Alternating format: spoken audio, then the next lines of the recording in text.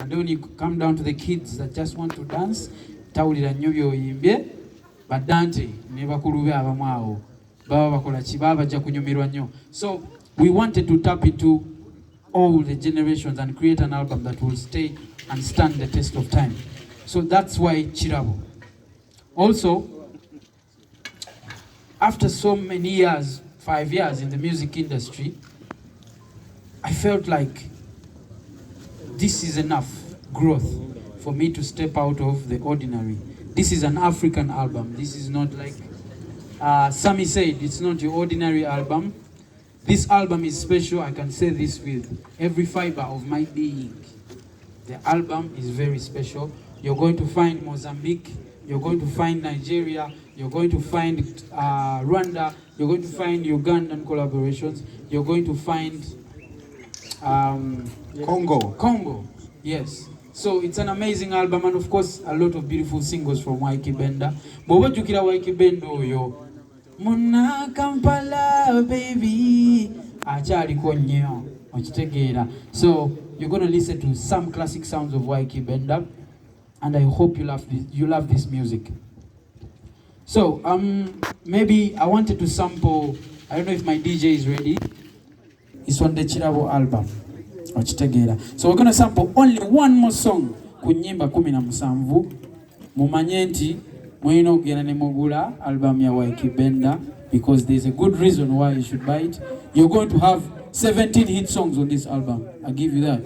Wyclef Benda, this is Wyclef Benda. Obotegera kyenkugamba Bob, this is Wyclef Benda. It wouldn't be fair sampling album, not a sampling lead song, so to say.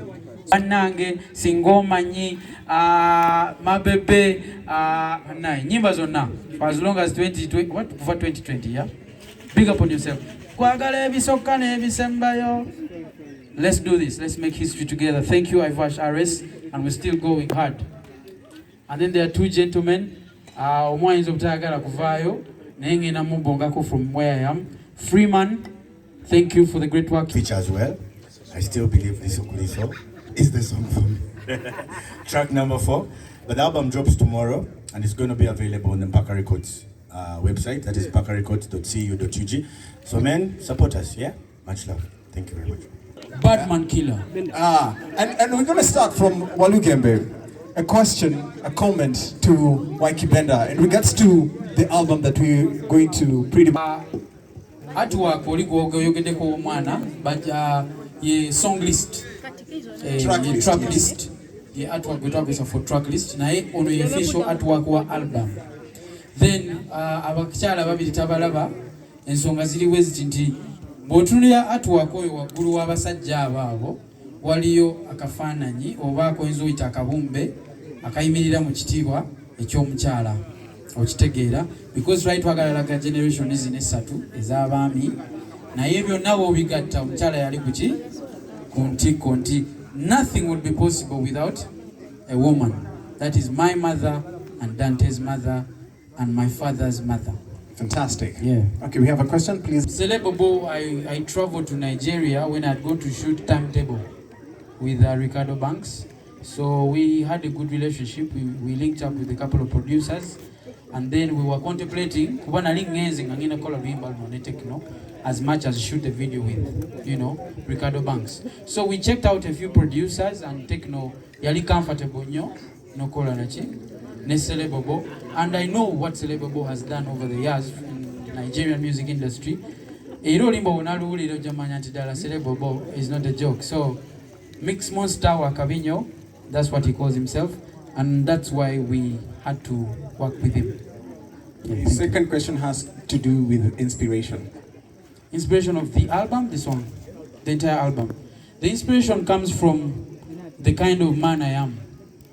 Ndi musajja akiriza mu mutima nti fena tusobola okubaawo nga fena tusituka oba nga twesitula. So because of that understanding, era ndi musajja agamba nti life is about giving. The more you give, the more that returns back to you, and that is a fact. So nkirabyeko nkyakiraba era tosobola kunzija kwe you believe. I believe the more you spread out your arm in giving, what comes back to you, never understand. So the greatest inspiration behind this album is the nature of Waiki Benda, a giving heart that keeps on giving and giving and giving. Thank you. Any more questions? Okay.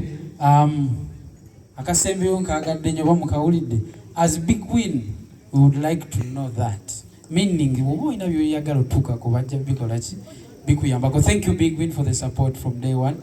So, what are the plans and the hopes for Waiki Benda and the strategies? Waiki Benda, as we speak, is an African artist, but Waiki Benda needs to be a global artist, and there's nothing that can stop me.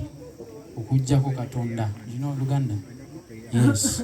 Okujjako Katonda. Atenga ne Katonda omukisa yakola ki? Yagumpa. So the plan for the next 5-10 years is to become a global brand, but not alone. I want to have at least 3-4 artists behind me, even ahead, because God's blessing are God's blessings. Someone might actually go ahead of you, probably win a Grammy before you. Do you understand? But the most important thing is to grow something beyond me. I want to be some part of something 5 times, 10 times bigger than me. And that in all, when you sum it all up, is one word: Mpaka Records. Thank you. Thank you so much, Waiki Benda. If we do not have any... Lezo zinyuma, nekati mulimu oli alinze alabe video ya Ivash RS, okisegeera plani kina ddala nga temuyimba akasente ka video kagenda kuva. First of all, wagenda n'owanika bba oyagala kukola video za bbeeyi z'abasesangirwani, kati ogenda kikwatako otya. Album ine nyimba meka? Ziri 18. Kati lumu lwavuddeko album. Ogyeko ebyuma bya Mpaka Records by'olina byo tubimanyidde. Kati in case oyagadde ogendamuko ewala akasente ntunuulidde business side. Yes. Tukikulembereza ddala ekya business side ku Mpaka. Webale nnyo Musa ekibuuzo ekyo. Album erina ennyimba 18. Luyimba lumu lulina video so far. Naye nga nkusuubiza nti ennyimba zonna ezo zigenda funa video according to the concept of the song.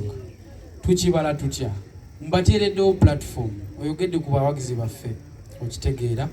Mbateereddewo platform gye bayita mpakarecords.co.ug. Olaba nti Musa wooli osobola okugyayo essimu yo okutandika n'enkya. N'ogenda ku mobile money bw'oba olinako ekizigo ekyoba eky'10.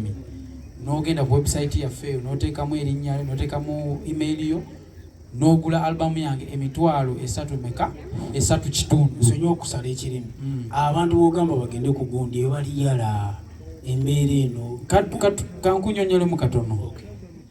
Amazima gali nti ffenna tuyita mu mbeera si nnungi. Naye Musa mu bulamu walina obaawo ateekawo ki entandikwa. So kati nze nsazeewo mbeere omuki tugende eggulu ku musingi. Atuyinza obutagenda ggulu because abantu baffe batukkiririzaamu nnyo ate era batwagala nnyo. So nze nsazeewo ntekewo platform era ngenda kipushinga. In fact Musa ogenda n'okunyambako kipushinga. Abantu twagala, waliwo abagala Waiki Benda okufa. Abo ba Waiki Empire team abo ng'agendayo mubiri agule albumu. Ne relationships ze nina mu corporate companies weziri ngenda situka ngende mu movie tino ya Mukama Katonda maze n'okumalanza. Okitegeera Musa, ngende mu movie ndabe mukulu wa movie mugambe timumpagire album eri wali eri abakozi mwina bameka ti $1 million oba $1,000 simanyi. Gulirayo just abantu bameka 5. Okitegeera album tugenda zitunda. Okitegeera Musa, we have to change the culture. Abawagizi baffe batwagala Musa naawe okimanyi. Naye challenges ze zibaddewo corona na biki, naye ne Mukama mulungi. Kasita obulamu bw'obaawo ebisinga tujja bitereza. Yaman.